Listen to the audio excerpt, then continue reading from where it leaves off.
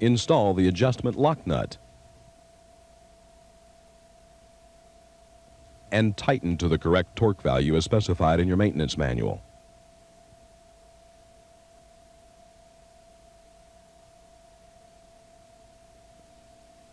Remove the rod end. The next step is to position the concentric shaft assembly inner lever at the required angle.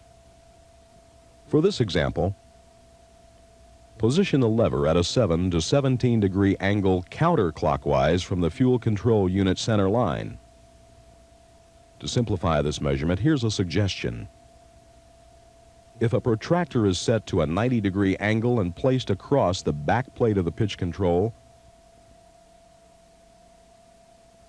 the head of the protractor would be parallel to the center line of the fuel control unit.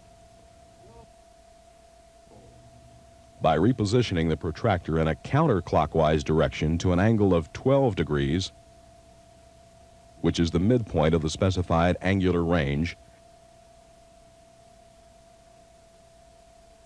it will provide an accurate reference angle for positioning of the inner shaft lever. With the propeller governor arm contacting the low RPM stop, adjust the propeller governor rod length to maintain the inner shaft lever at the 12 degree angle as established in the previous step.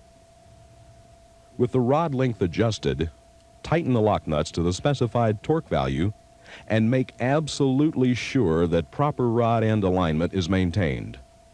As before, check the stud for the correct length of exposed threads. If the existing rod assembly cannot be adjusted to the required length, then the IPC provides alternate stud lengths. Next, connect the propeller governor rod to the inner shaft lever using the required bolt, nut, and special washers.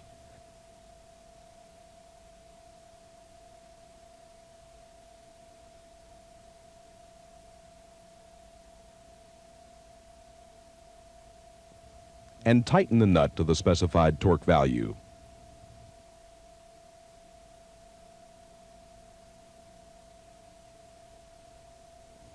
Using the special spacers, washer, and bolt, connect the other end of the rod to the propeller governor arm. Be sure to correctly position the special spacers on each side of the rod end bearing. Tighten the bolt to the specified torque value. With the rod assembly installed, hold the propeller governor arm against the low RPM stop and recheck the angle of the inner shaft lever.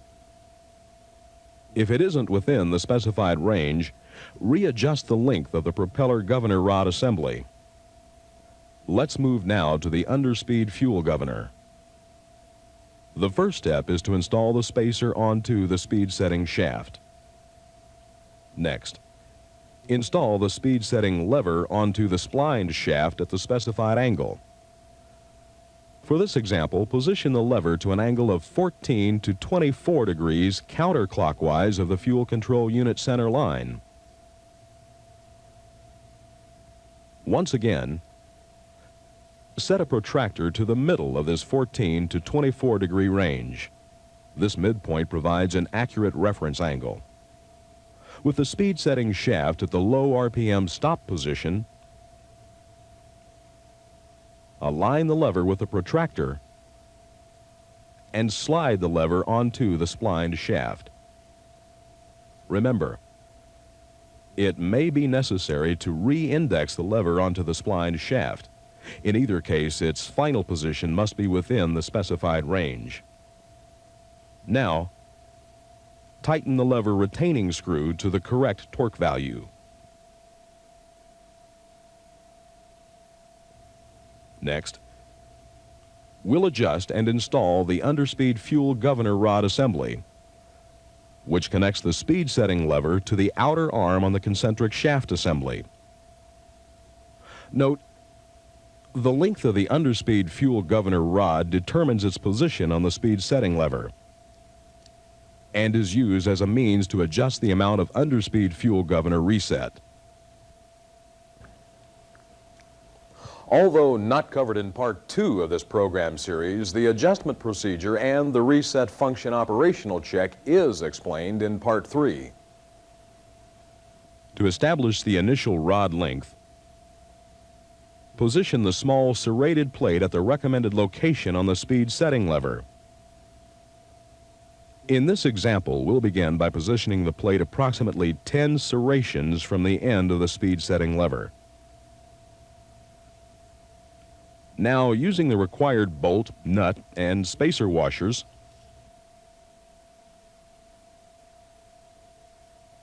connect one end of the rod assembly to the speed setting lever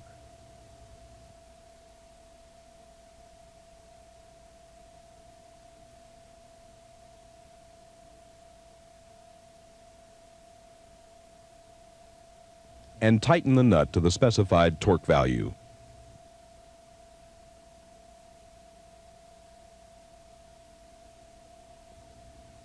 Next, position the concentric shaft outer arm so that it forms a 90-degree angle with an imaginary line drawn between the centers of the speed setting shaft and the concentric shaft.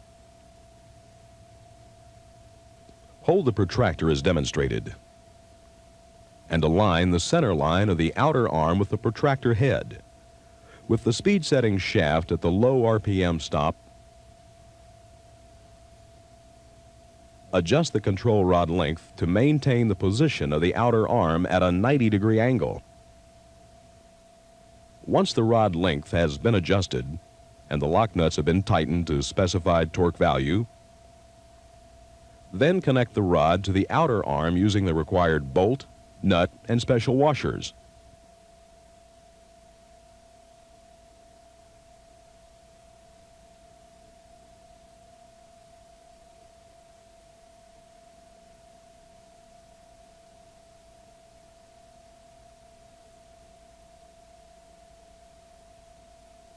And tighten the nut to the specified torque value. Recheck the angle of the outer arm. It must be within the 89 to 91 degree range. If not, readjust the rod length until the outer arm is correctly positioned at 90 degrees. As we've discussed before, check for the correct exposed thread dimension and verify that the rod ends are properly aligned. However, if the rod length can't be adjusted to obtain the 90-degree angle relationship, then refer to the IPC and select and install an alternate length stud. With the underspeed fuel governor rod assembly installed, we'll install the serrated arm and underspeed fuel governor input lever. First, place a trial number of spacers onto the speed setting shaft. Then install the serrated arm. Next, install the washer and screw on the end of the shaft and tighten the screw to the specified torque value. Using a thickness gauge, now measure the clearance between the serrated arm and the washer. Based on the existing clearance, add or remove washers as required to obtain a clearance of 5 to 20 thousandths of an inch. After achieving the specified clearance, remove the screw, washer, and serrated arm from the shaft.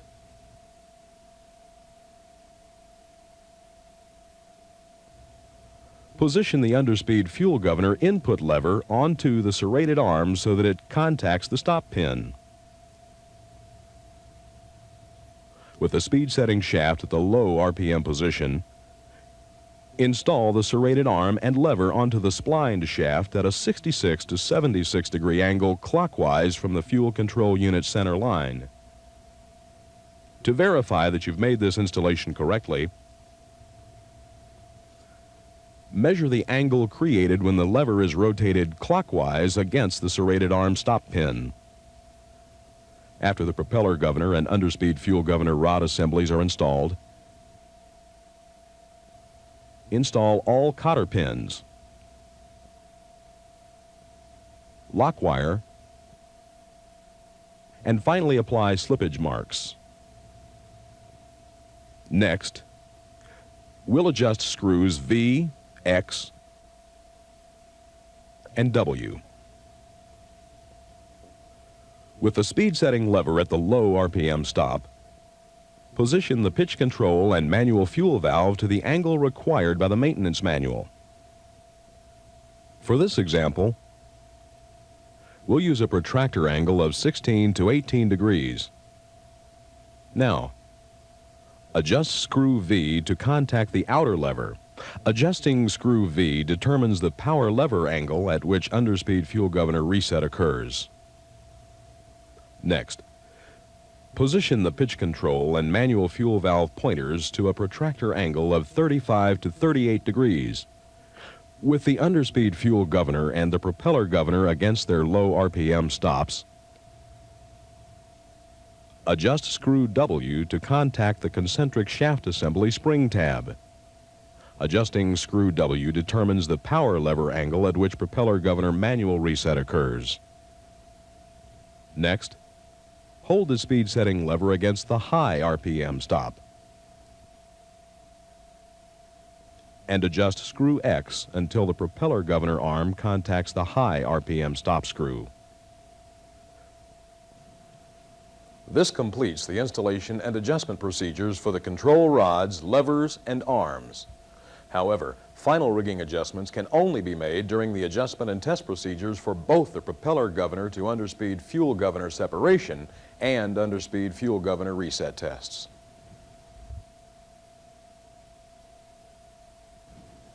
Before concluding Part 2, and prior to installing the engine, let's review control linkage operation by performing a final rigging check.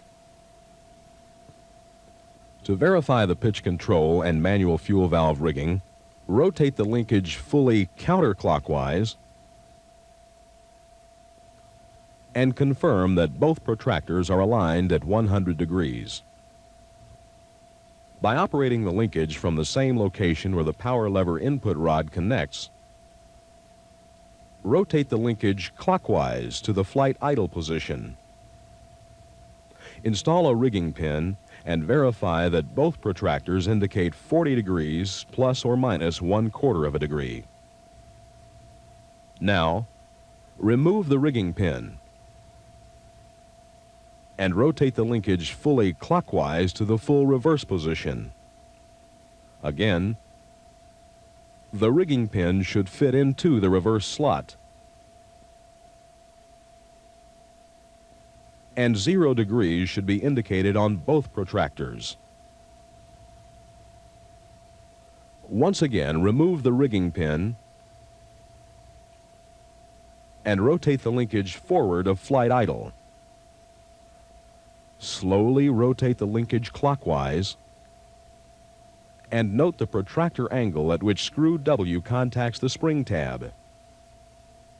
This angle should be between 35 and 38 degrees. Continue to rotate the linkage clockwise and note the protractor angle at which screw V contacts the outer lever. In this example, the contact point will be a 16 to 18 degree angle from full reverse.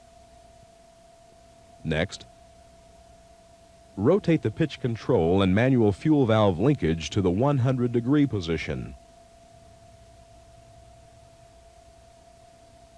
Now position the speed setting lever to the high RPM stop and verify that contact is made with the underspeed fuel governor high adjustment screw, and that the propeller governor arm contacts the high RPM screw. With both governors at the high RPM position, make absolutely sure that no linkage assembly interference occurs.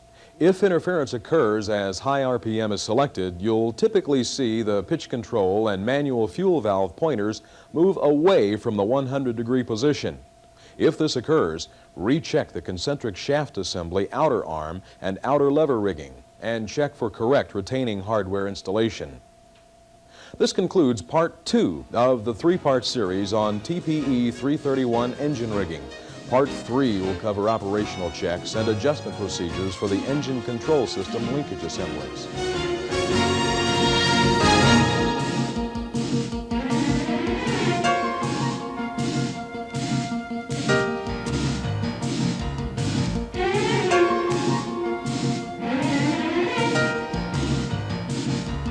Visuals may not always agree due to availability of aircraft and video production considerations. However, technical information is correct and consistent with our intent to show representative rigging procedures for engine installations using Woodward fuel control systems.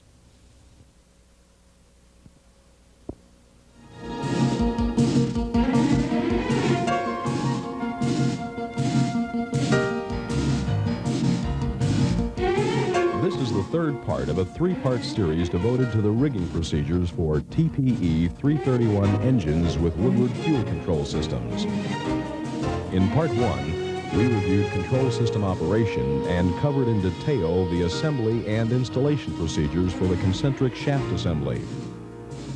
Part two covered the installation and rigging procedures for the control rods, arms, and levers which interconnect the fuel and propeller system components.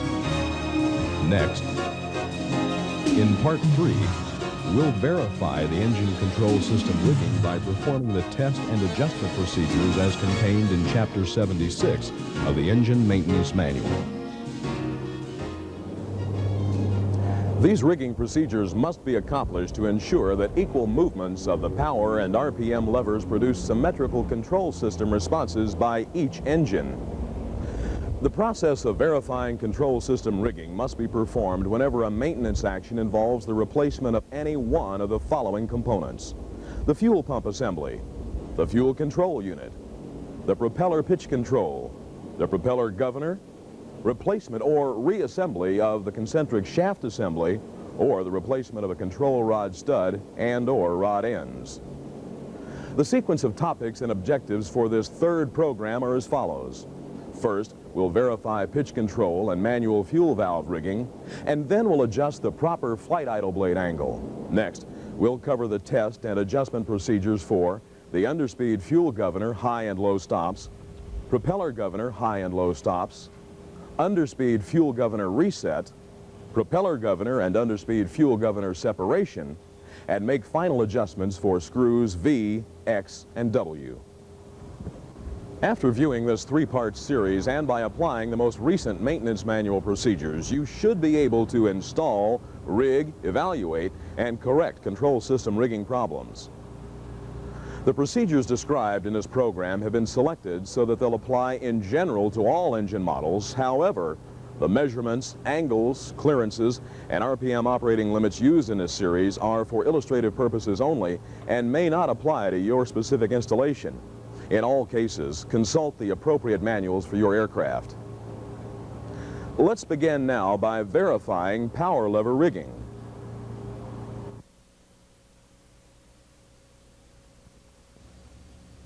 In order to simplify and condense the videotaping of this program, final rigging adjustments will be performed on just one of the two engines.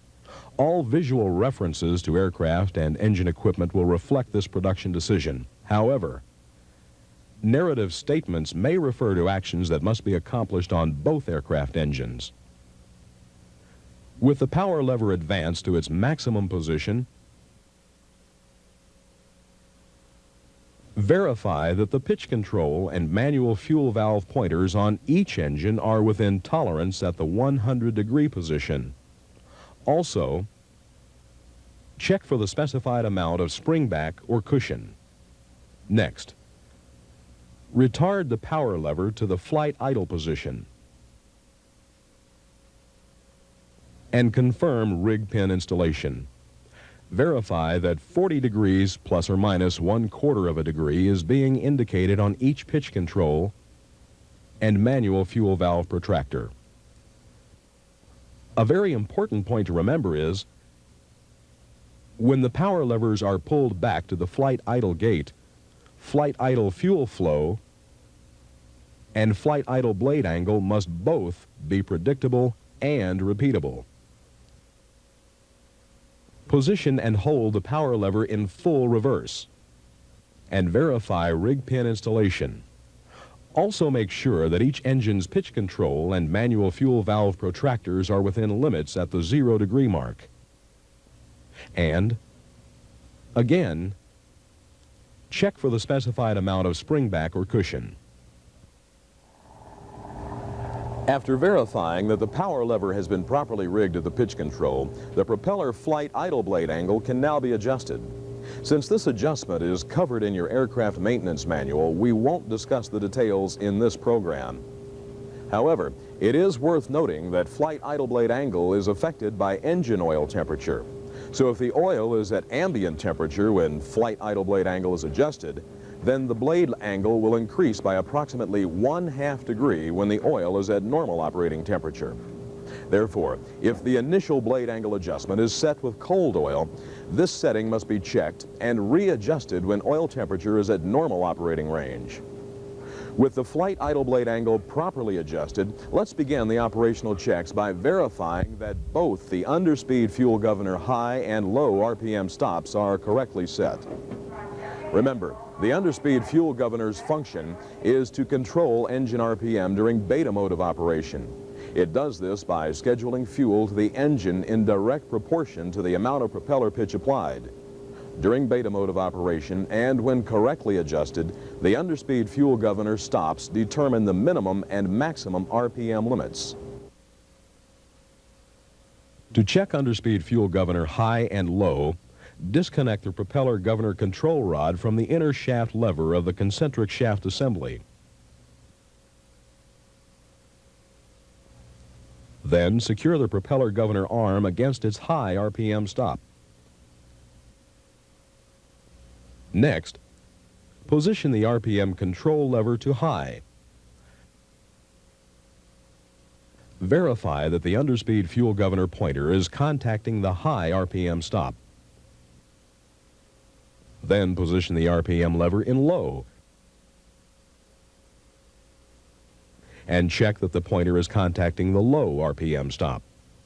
This simple test ensures that during the operational check, the observed minimum and maximum engine RPM is established by the underspeed fuel governor high and low stops rather than by interference caused by the RPM control lever reaching its quadrant travel limit.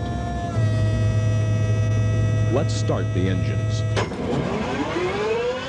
References to engine startups and shutdowns should be performed in strict accordance with all standard engine and aircraft operational procedures. Once the engine has stabilized, begin the check procedures. When checking the underspeed fuel governor high and low RPM settings, ensure that engine RPM is not being affected by power lever position. To prevent this from occurring, slowly move the power lever to the ground idle position, or more precisely, to a point of minimum fuel flow. Now, while watching the RPM gauge, slowly advance the RPM control lever towards its maximum position. With the RPM lever at high, allow the engine to stabilize. Then record the underspeed fuel governor high setting. If both engines are matched and if RPM is within the specified range, for example, from 96 to 97%, no further adjustment is necessary. However, if the underspeed fuel governor high is above or below the specified setting, then the high RPM stop screw must be adjusted. If RPM is found to be higher than normal, simply pull back the lever until engine RPM reaches the desired setting.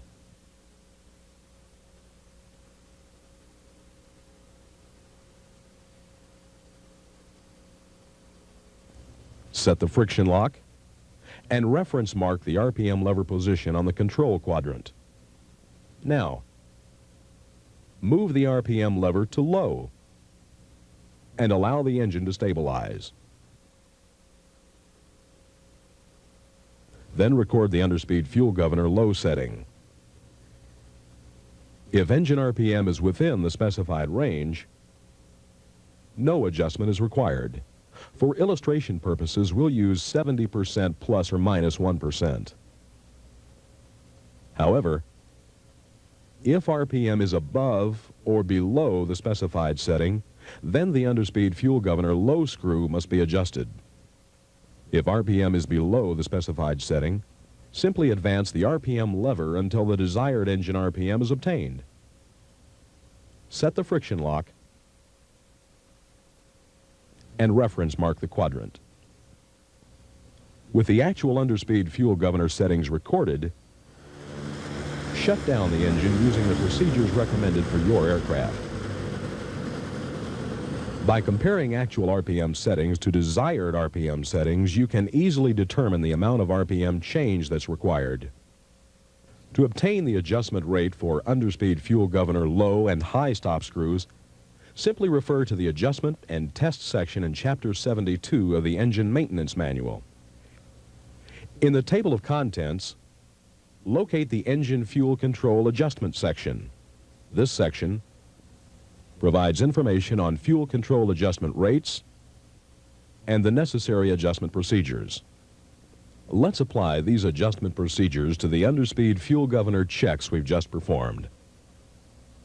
Looking first at the low RPM stop adjustment, turning the adjusting screw one turn changes engine RPM by approximately 5.5%. If, during the operational check, the recorded engine RPM was below the desired RPM, then the minimum RPM stop screw should be turned clockwise.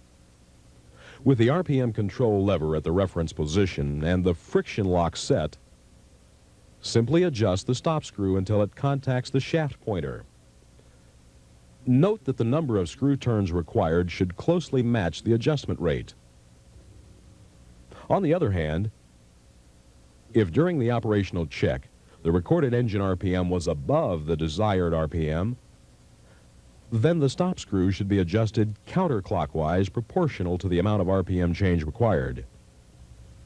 Now looking at the high RPM stop adjustment. Turning this adjusting screw one turn changes RPM by approximately 3.75%. If, during the operational check, the recorded RPM was above the desired RPM, simply advance the RPM lever to the reference position on the quadrant and set the friction lock. Now adjust the high RPM stop screw clockwise until it contacts the shaft pointer. As before, cross-check the stop screw adjustment rate against the required RPM change. If, during the operational check, the recorded engine RPM was below the desired RPM, then the stop screw should be turned counterclockwise proportional to the amount of RPM change required. After adjusting the underspeed fuel governor high and low settings, recheck the RPM control lever for the required amount.